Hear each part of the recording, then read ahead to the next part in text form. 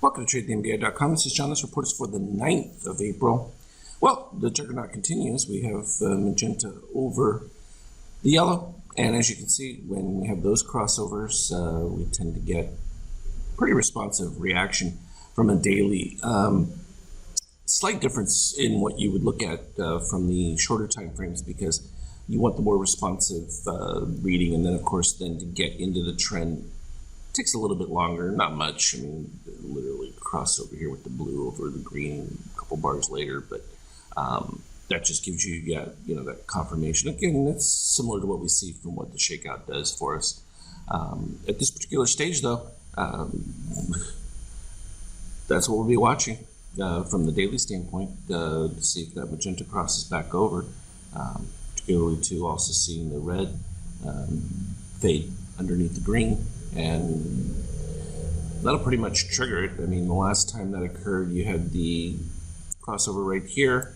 You'd already had the red under the green, which started a little bit earlier, right about there at the peak. And it was just a matter of that crossover taking place. From an NQ standpoint, we see similar effect. So what will end up happening is, more likely than not, I'll end up with a daily version of the paint bar, one that will also be for short-term intraday, and then probably an intermediate range, which would be like equivalent of a 60-minute or 50,000 tick chart, kind of equivalent. We can see from the NQ, though, already a little bit weaker in that the magenta is close at this particular point. I already have the blue still riding below green, even in this rise, but you'll have to see the down pivot before that would take any stronger action.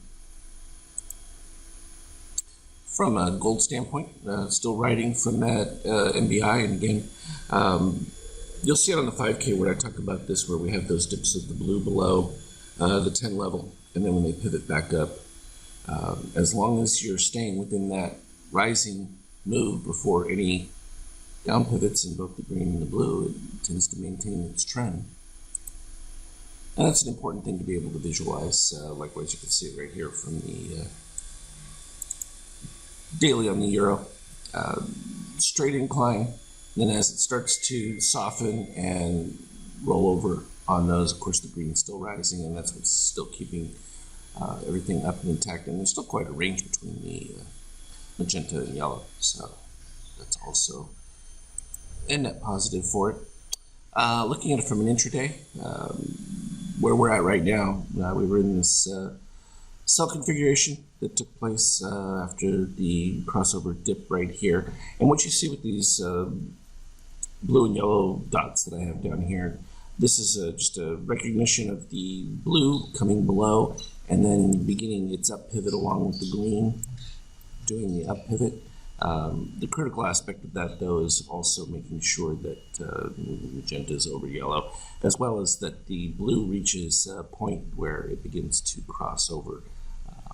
And in this particular case, when it gets right to about that 10. So this is sort of the identifier that you've reached turnaround, oversold, pivot range, and then it's just a matter of the configuration. Of course, it happens sooner when you have already above. So a situation like this where you already had it pivot up and be above the 10, then it was just a matter of waiting for that green to make its pivot up, which is where this came in, and that would have been shortly after that. What I'm working with on this setup configuration is these little soft areas in between that don't produce much down, and it's not that the signal is wrong, because I mean, clearly you can identify the weakness, which the red dot right there is that magenta crossing, and in this particular case we already had blue under, so it was within those ranges, except for when that white dips down that quickly, you know that you're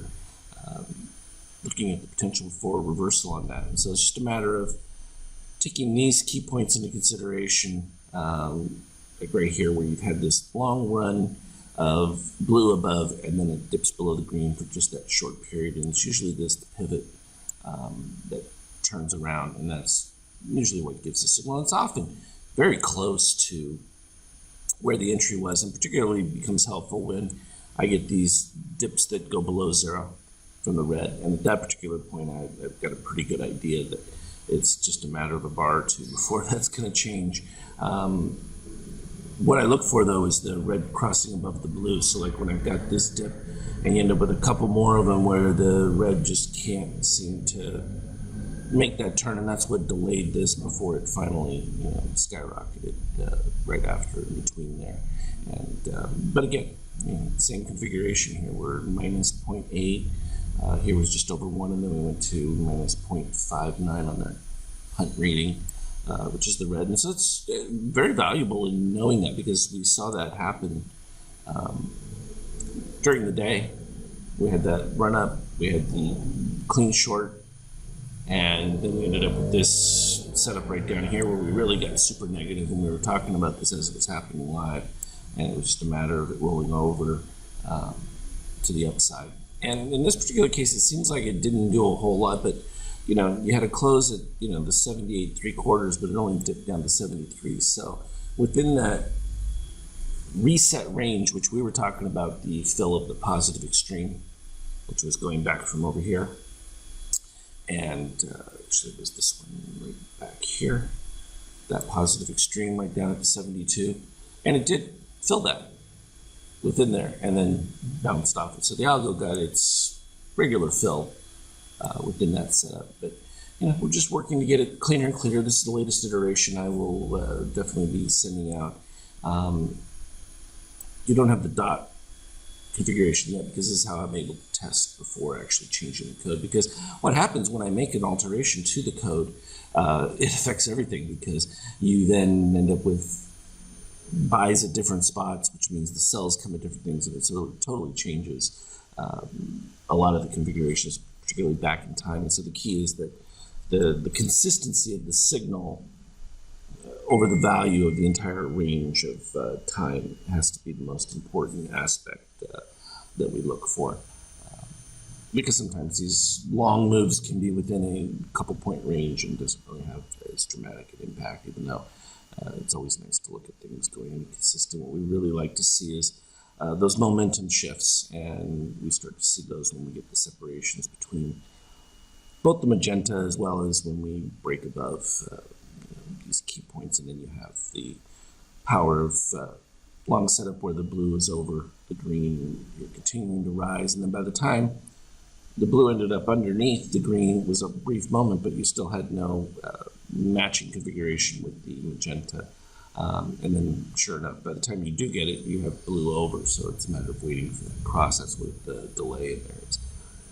Now, that doesn't mean you can't react to the higher level. It's just that you're going to have to see that it follows through, because if it doesn't, you get your immediate reversal, or you end up with these extended long runs. So, just relevant details to pay attention to, but just makes it nice to be able to see it. And it's helpful when we get DOC readings where we have like this, where you get this long period of just the red DOC just hovering at zero.